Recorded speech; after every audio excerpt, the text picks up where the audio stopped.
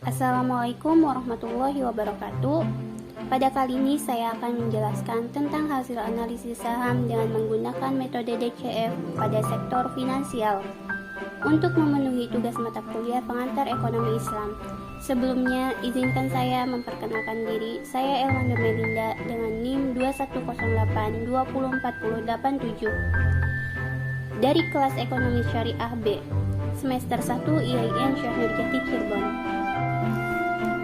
PT Bank Pembangunan Daerah Jawa Barat dan Banten adalah sebuah perusahaan nasionalisasi yang dimiliki oleh Belanda yang berdomisili di Indonesia. BJBR didirikan pada tanggal 8 April 1999. Peraturan berlaku untuk perusahaan Belanda. MV Denis D.Els Netherlands Indies kepemilikan saham dan anak perusahaannya yang kemudian diserahkan kepada pemerintah daerah Jawa Barat tingkat 1. Perusahaan bergerak dalam bisnis perbankan.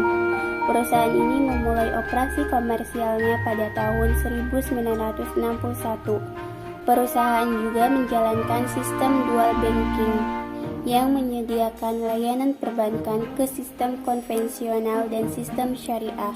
Dengan IPO 8 Juli 2010, analisis pada Bank BJBR BVPS sebesar 1130, debt to equity ratio sebesar 0,014, return on equity sebesar 0,04 dan dividend yield sebesar 7,12%. Dan price 1 September 2021 sebesar 1230, undervalued. Bank Mandiri Persero Tbk merupakan perusahaan yang berbasis di Indonesia yang utamanya bergerak dalam sektor perbankan. Bank Mandiri didirikan pada tanggal 2 Oktober 1998. Perusahaan ini beroperasi dengan nama Bank Mandiri. Produk-produknya meliputi tabungan, giro, dan deposito. Perusahaan ini juga menawarkan beragam pinjaman seperti KPR, pinjaman modal kerja, dan pinjaman investasi. Selain perbankan konvensional, perusahaan ini juga menawarkan layanan perbankan syariah melalui anak perusahaannya. Anak perusahaannya yang lain mencakup PT Aksa Mandiri Financial Service dan PT Asuransi Jiwa InHealth Indonesia yang menyediakan asuransi jiwa, PT Mandiri Aksa General Insurance yang menyediakan asuransi umum, PT Mandiri Tunas Finance yang bergerak dalam bisnis pembiayaan, PT Mandiri Sekuritas yang menyediakan layanan pinjaman emisi sekuritas dan pialang atau brokering, PT Bank Sinar Harapan Bali dan Bank Mandiri Eurep Ltd yang bergerak dalam sektor perbankan, dan Mandiri International Remittance SDN BHD yang menawarkan jasa pengiriman uang. Dengan tanggal IPO 14 Juli 2003, analisis pada Bank BMRI BVPS sebesar 4.395, debt to equity ratio sebesar 1.069, dan return on equity sebesar 0,03%, dan dividend yield sebesar 4,03%, dan price 1 September 2021 sebesar 6.000, most 21% yang berarti undervalued. Dari kedua perusahaan ini dapat disampaikan bahwa dari sektor finansial, untuk nilai BVPS merupakan total keseluruhan modal yang dimiliki oleh perusahaan, kemudian dibagi menjadi beberapa lembar saham. Untuk nilai BVPS yang terbesar yaitu perusahaan BMRI dengan hasil Rp4.395. Kemudian untuk debt to equity ratio merupakan rasio antara hasil yang mengukur hasil utang yang dimiliki oleh perusahaan terhadap seluruh total ekuitas yang dimiliki oleh perusahaan.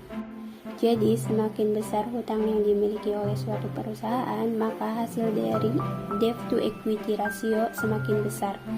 Nilai debt to equity ratio dengan nilai terbesar yaitu BMRI yaitu 1069.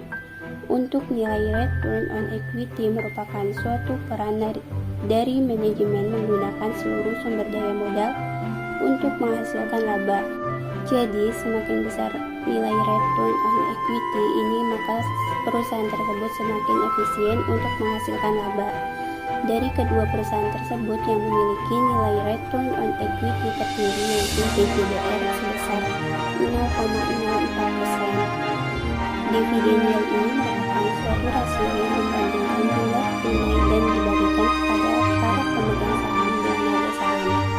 Dividen ini berfokus pada berapa besar persentase tingkat keuntungan return saham yang diterima.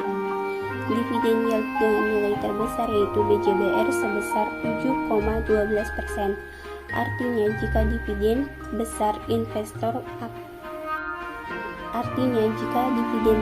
investor ini akan mendapatkan kompensasi dalam dividen lebih tinggi. Tabel yang kedua merupakan cara menghitung margin of safety, merupakan suatu ilmu yang ada dalam metode value investing.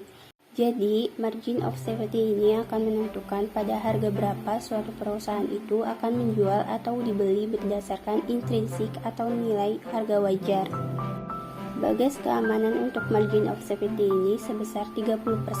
Jadi, jika melewati atau semakin besar margin of safety-nya untuk meminimalisir kerugian.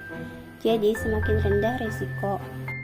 Dari kedua perusahaan ini, margin of safety yang mendekati atau melebihi dari 30% yaitu perusahaan BJBR sebesar 51,1% dengan harga saham 1,230, kemudian harga wajarnya sebesar 95,74. Kesimpulannya yaitu undervalued. Jadi undervalued ini harga sahamnya itu mahal. Jadi dari kedua perusahaan ini semuanya harganya mahal. Jadi kesimpulannya adalah jika untuk melakukan atau melewati harga saham intrinsik harus melakukan penjualan. Cukup sekian hasil analisis keuangan dari kedua perusahaan tersebut. Cukup sekian dari saya. Wassalamualaikum warahmatullahi wabarakatuh.